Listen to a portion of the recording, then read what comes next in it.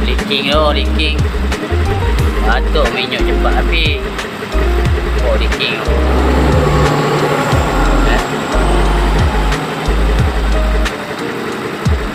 Dah rehat ni lah, dia masih sekejap nak tengok kalau tak, kadang lah.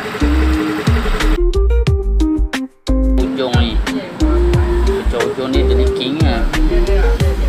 Balik lama lah.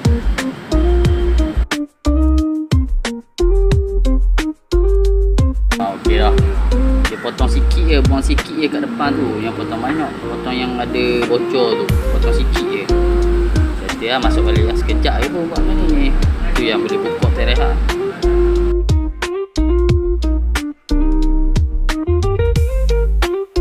Mata.